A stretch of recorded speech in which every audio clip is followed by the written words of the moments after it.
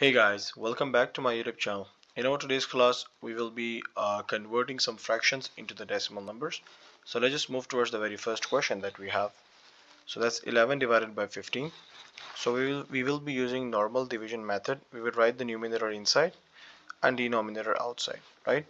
As you can see, the denominator is a bigger value and numerator is a smaller value. So what I will do for this one, I will put a decimal on the top. Just because of that, I can put a zero down there, okay? So now the 11 has converted into 110.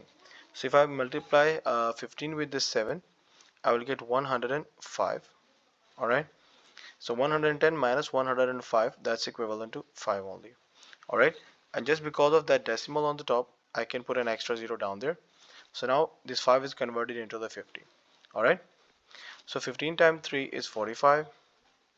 Alright. If I subtract 45 from the 50, I will get 5 again, right? So as you can see, it has started repeating, right? I can put another 0 over here because of that decimal, and again 15 times 3 is 45. So now it is repeating, right? So that's why for this one I can put my answer as 0.7. There will be a bar on the top of 3, alright? Which is representing that this 3 is continuously repeating, right? Now I will be moving towards the question number 2 real quick. So that is 2 divided by 15. So I will put 2 inside and 15 will come outside, okay? So as you can see, this 2 is again smaller than the 15, so I will put a decimal on the top. Just because of that decimal, I can put a 0 down there. So 15 times 1 is 15, and after that I will get 5 as a remainder. So just because of that decimal on the top, I can put an extra 0 down there. So 15 times 3 is 45, again 5 remainder, and just because of that decimal I can add another 0 over there. So now 15 times 3 is again 45. So as you can see, it has started repeating now again, right? So for this one, I can also put my answer to be equivalent to 0.1, and there will be a bar on the top of 3, okay, which is representing that this 3 is continuously repeating. So now let's just move towards the question number 3 real quick. So for this one, we will put 16 inside and 12 will remain outside. Alright, now we can see 16 is bigger than 12. So 12 times 1 is 12. Alright, and 16 minus 12, that's equivalent to 4, right? So I will get 4 in the denominator. So now I need to like convert it into the decimal place. So I will just like so now as I need to convert it into the decimal number, so I will put a decimal on the top. Just because of that, I can add a 0 down there, okay? So 12 times 3 is 36. Again, I will get 4 as a remainder, and just because of that decimal on the top, I can put another 0 down there. So 12 times 3 is again 36. So now it will just like keep on repeating, right?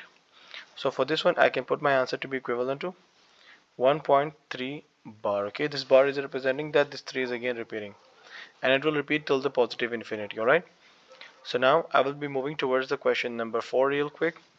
So for this one, I will do the same exact process, 5 inside and 6 outside. Okay, so as we can see, this 5 is smaller and 6 is bigger, so I will put a decimal on the top. Just because of that, I will put an extra 0 down there. So 6 times 8 is 48.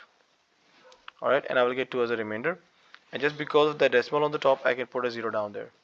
So now 6 times 3 is 18, again 2 remainder, and just because of that decimal I can add extra 0. So now 6 times 3 is again 18. So as we can see, it is repeating, right? So this 3 is not going to end, so the answer for this one is going to be 0.83 bar. Alright, so now I will be moving towards the question number 5. So this is also into the fraction form, and I need to convert it into the decimal form, so I will process the same exact process. So now 10 times 1 is 10. I will get 5 as a remainder. So now I'll put a decimal on the top because this 5 is smaller than 10, so I cannot further divide it, but because of putting this decimal, I can put a 0 down there. Alright, so 10 times 5 is 50.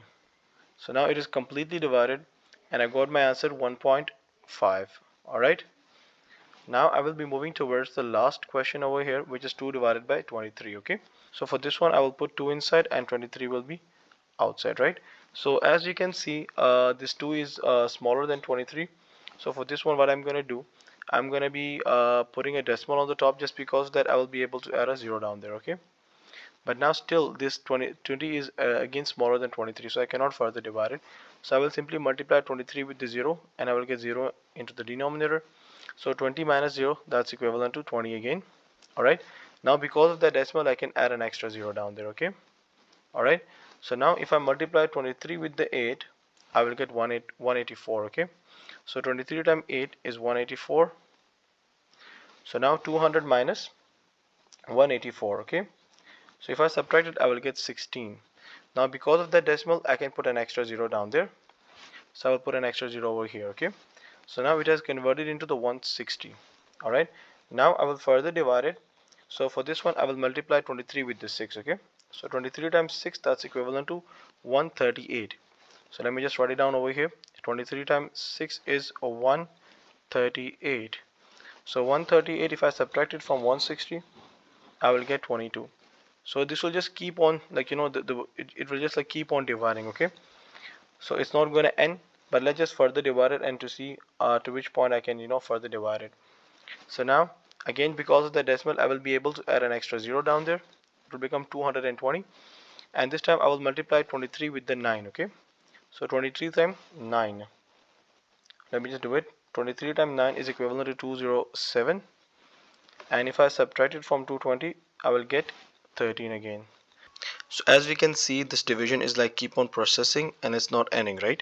So I can put my answer to be 0.869 remainder 13 as my final answer. Okay, so I can put it down over here like that way, 0.0869 remainder 13, because I've already divided it till the fourth decimal place, so that's pretty much enough for it. Okay, so that's all from our today's class. I hope you understood the today's lesson. If you liked the video, I would be requesting you to please subscribe my YouTube channel so you don't miss the coming video lessons. So that's all. Thank you so much for watching. We'll see you in our next video. Bye for now.